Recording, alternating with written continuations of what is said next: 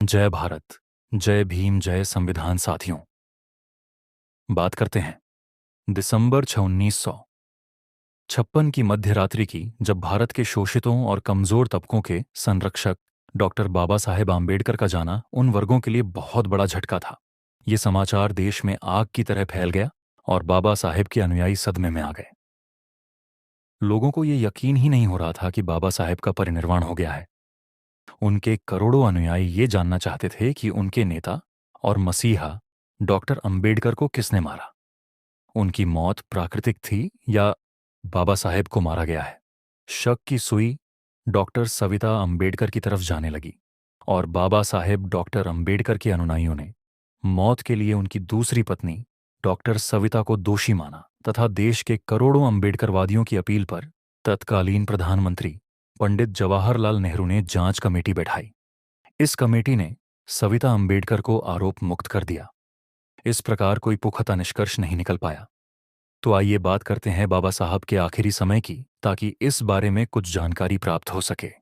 परंतु उससे पहले एक छोटा सा विनम्र निवेदन कि आपके अपने इस YouTube चैनल को सब्सक्राइब कर लीजिए और इस वीडियो को लाइक एवं शेयर कर दीजिए और बाबा साहब से प्यार के रूप में पूरे वीडियो को धैर्यपूर्वक देखिए, ताकि आने वाले समय में बाबा साहब के विचारों से संपूर्ण बहुजन समाज जागृति की ओर कदम ताल कर सके। डॉक्टर अंबेडकर के देहांत के बाद देश का वंचित, पितधा, आदिवासी, गरीब, महिला और दलित वर्ग अनाथ सा हो गया था।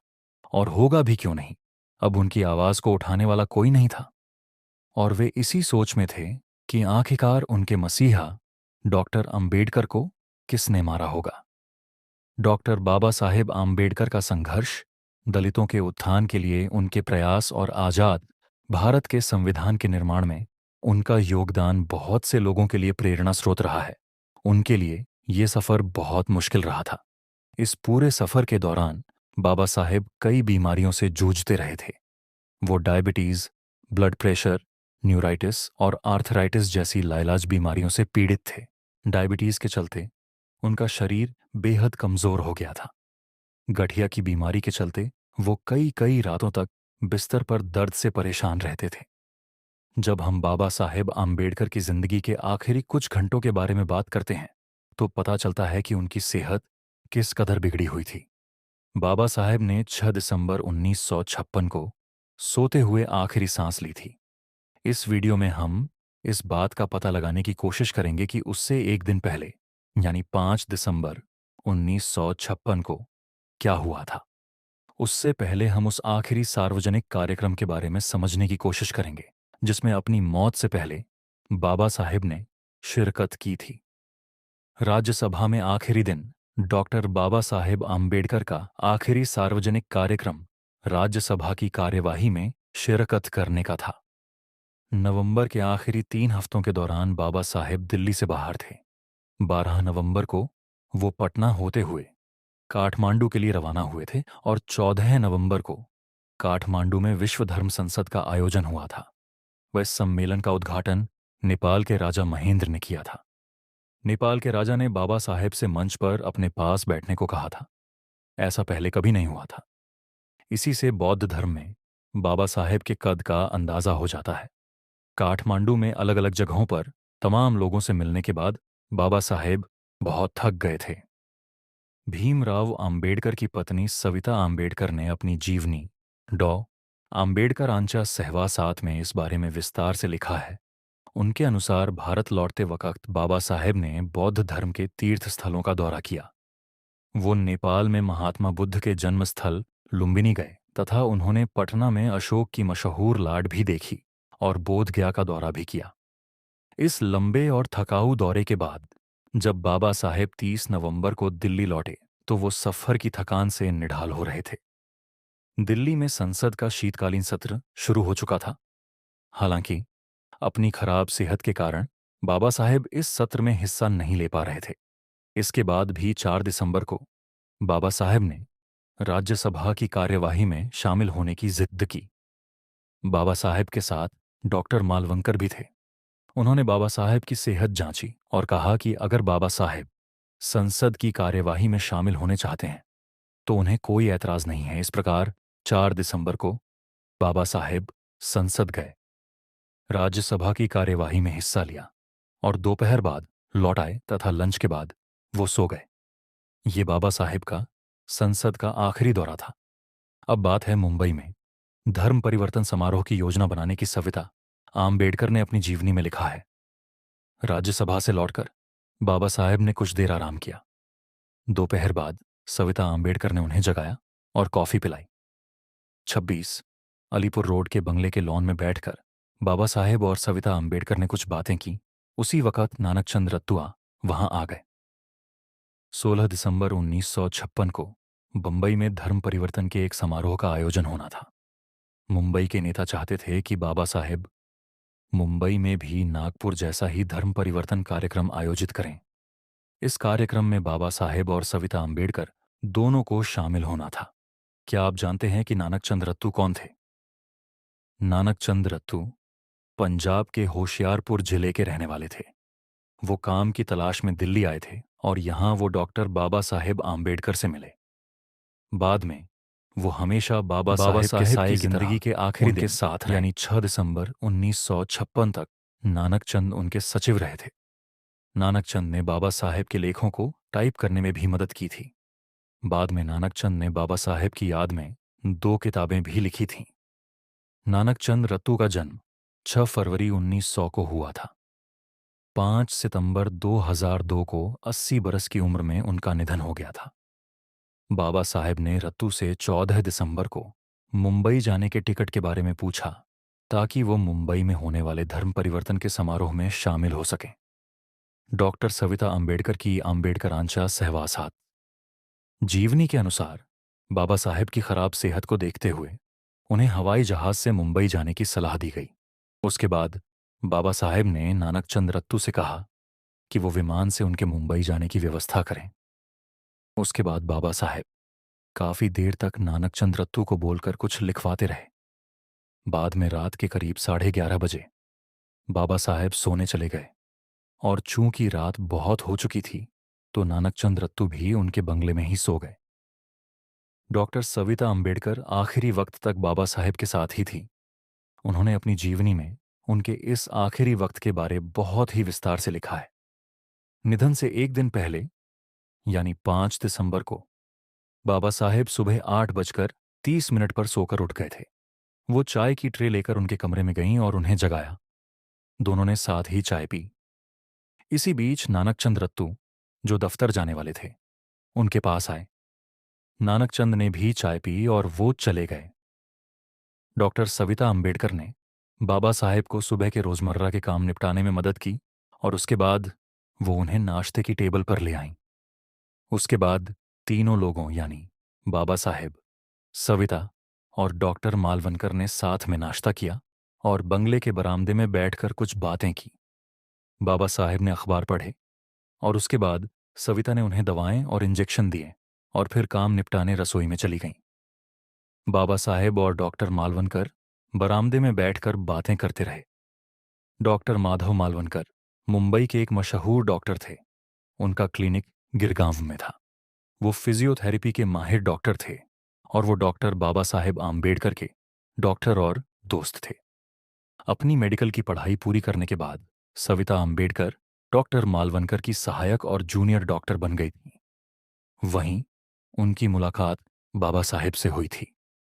5 दिसंबर 1956 के दिन करीब 12:30 बजे सविता आम्बेडकर ने बाबा साहेब को लंच करने के लिए बुलाया।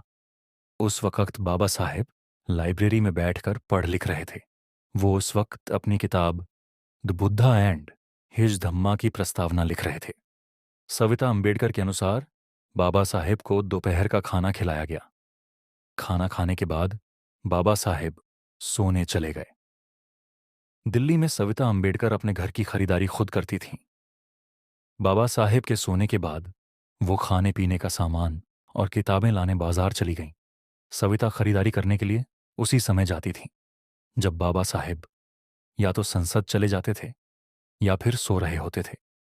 5 दिसंबर को भी जब बाबा साहेब लंच लेकर सोने चले गए तो सविता खरीदारी के लिए बाजार चली गईं।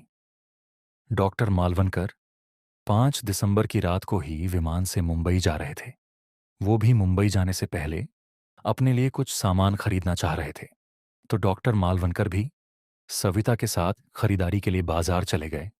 चूंकि बाबा साहेब सो रहे थे, तो वो बिना बताए ही बाजार चले गए, जिससे उनकी नींद में खलल न पड़े।